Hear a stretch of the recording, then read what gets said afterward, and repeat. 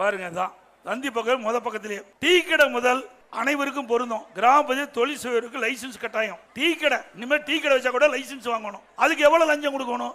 எத்தனை பேர்த்து போய் பாக்குறது? பத்திரிகையில் வந்துருக்கு பாருங்க. நாங்க சொன்னா பொய்யும்பாங்க. வேணுமெனே அதுக்கு ஒரு மந்திரி இருக்காங்க, சில மந்திரிக எடப்பாடி பழனிசாமி வேணுமெனே பொய்யா பேசுறாருப்பாங்க. அவர்கள் போட்ட ஜீவோ டீ கடை இந்த செலவு பட்டி வச்சு நம்ம ஏதாவது வேசி கீசி சட்டை புடவை அயன் பண்ணனா அதுக்கு லைசன்ஸ் வாங்கணும். இந்த கொடுமை எங்காச்சும் உண்டா? வர்ற வழியில 2 நாளைக்கு முந்தி அங்க புதுக்கோட்டை மாவட்டத்துக்கு போயிருந்தேன். அங்க எல்லாம் சின்ன சின்ன ஒரு டென்ட் போட்டு முந்திரி பருப்பு வறுத்து வைக்கிறாங்க. அதுக்கு இனிமேல் லைசன்ஸ் வாங்கணும். இப்படிப்பட்ட கொடுமையான ஆட்சி தேவைங்களா? ஏங்க ஏழை மக்கள் எப்படி பிழைக்கிறது பாருங்க. இதுல என்னென்ன கொடுத்துருக்கானு தையல் கடை இருக்குது பாத்தீங்களா? நம்முடைய சகோதரியே நம்ம தையல் கடை வச்சிருப்பாங்க, தையல் மிஷினு. அதுக்கும் இனிமேல் லைசன்ஸ் வாங்கி ஆகணும். சின்ன சின்ன பெட்டி கடை கிராமத்தில் ரோட்டோரம் வச்சிருப்பாங்க. கிராமத்தில் பார்த்தீங்கன்னா பெட்டி கடை, அதுக்கு லைசன்ஸ் வாங்கணும். அவன் கடையே மொத்தம் ஒரு 3000-4000 தான் போரும் ஜாமானம்.